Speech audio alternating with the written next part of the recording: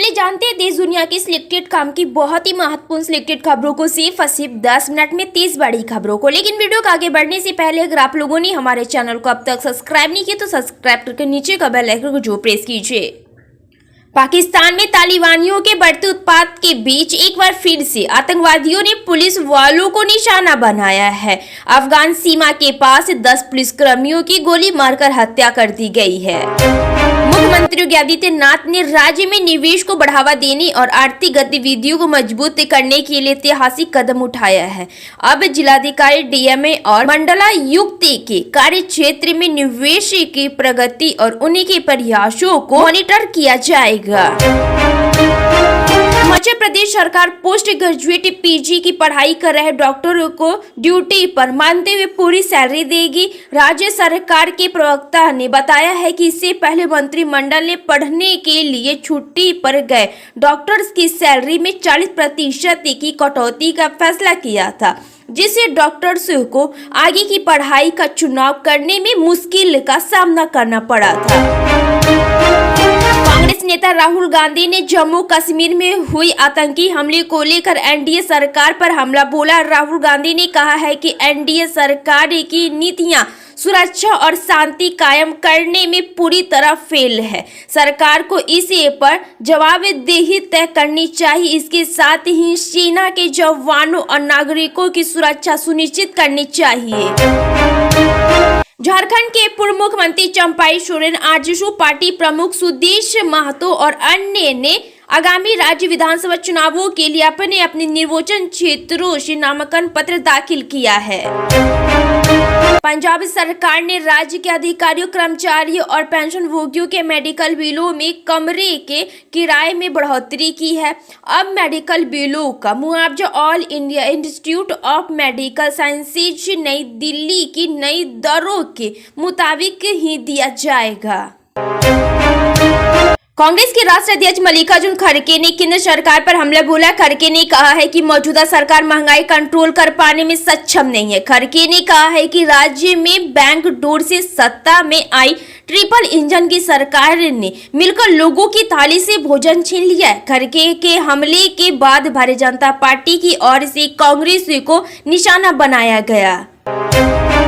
दिल्ली में नेता विपक्ष विजेंद्र गुप्ता ने मुख्यमंत्री आतिशी को चिट्ठी लिखी है। विजेंद्र गुप्ता ने मुख्यमंत्री को पत्र लिखकर बस मसलों को नियमित करने की मांग की है। उन्होंने कहा है कि इनकी नियमितीकरण की प्रक्रिया प्रारंभ की जाए। झारखंड में बीजेपी ने चुनावी अभियान को और भी तेज कर दिया। पार्टी ने हरियाणा से अलग मध्य प्रदेश, छत्तीसगढ़ और राजस्थान की रणनीति को अपनाने का फैसला किया। पार्टी ने तय किया है कि इस बार का विधानसभा चुनाव किसी एक नेता के नेतृत्व में नहीं बल्कि सामूहिक नेतृत्व में लड़ा जाएगा। झारखंड विधानसभा चुनावों के लिए सभी पार्टियों ने लगभग अपने उम्मीदवारों की घोषणा कर दी है। झारखंड की इस बार सबसे चर्चित सीट बरहेट विधानसभा सीट है। इस सीट से झारखंड मुक्त मोर्चा जेएमएम के कार्यकारिणी अध्यक्ष और झारखंड के मुख्यमंत्री हेमंत सोरेन बरहेट से चुनाव लड़ने वाले हैं। बिहार की राजधानी पटना में राजद के प्रदेश कार्यालय के पास लगे पोस्टर के कारण प्रदेश के राजनीतिक दलों ने एक दूसरे पर निशाना साधने में लग गए। दरअसल राजद के प्रदेश कार्यालय के पास एक पोस्टर लगाया गया है, जिसमें राजद सुप्रीमो लालू प्रसाद को भारत रत्न देने की मांग की गई है। अब इस पोस्टर के लगाए जाने के बाद बीजेपी और जेडीयू दोनों ने इस मामले पर तंज कसा है। हरियाणा विधानसभा में कांग्रेस विधायक भूपेंद्र सिंह हुड्डा ने कार्यवाहक अध्यक्ष के पद पर आपत्ति जताई। उन्होंने कहा है कि मैं पहली बार कार्यवाहक अध्यक्ष के बारे में सुन रहा हूं। गणेश बिश्नोई गैंग के खिलाफ पैन इंडिया कार्रवाई में दिल्ली पुलिस की स्पेशल सेल के हाथ बड़ी कामयाबी लगी। गैंगस्टर गणेश बिश्नोई गैंग के 7 शूटर गिरफ्तार हुए हैं। सभी शूटर की गिरफ्तारी पंजाब और अन्य राज्यों से की गई है। पुलिस ने शूटर के पास से हथियार भी बरामद किए हैं। बताया जा रहा है कि यह सभी शूटर गणेश बिश्नोई के गिरोह से जुड़े हैं।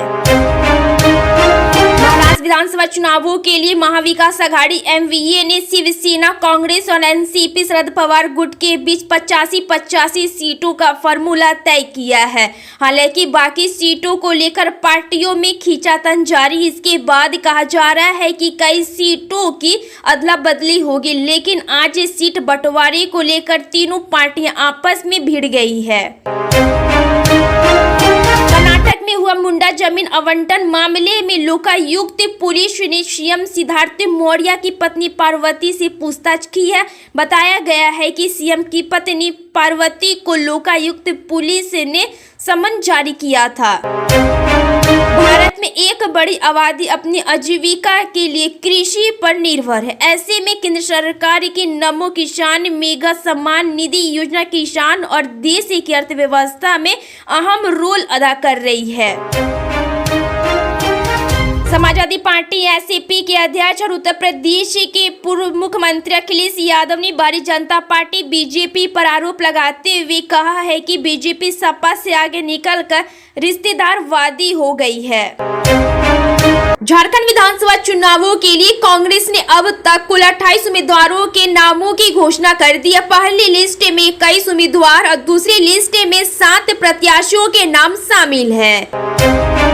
उत्तर प्रदेश में विधानसभा की 9 सीटों पर हो रहे उपचुनाव में कांग्रेस शुरू से समाजवादी पार्टी पर 4 सीटों पर चुनाव लड़ने का दावा बना रही थी, लेकिन सपा सुप्रीमो अखिलेश यादव ने हरियाणा के परिणाम आते ही एक तरफा 6 सीटों पर नाम तय करके अपना रुख साफ कर दिया।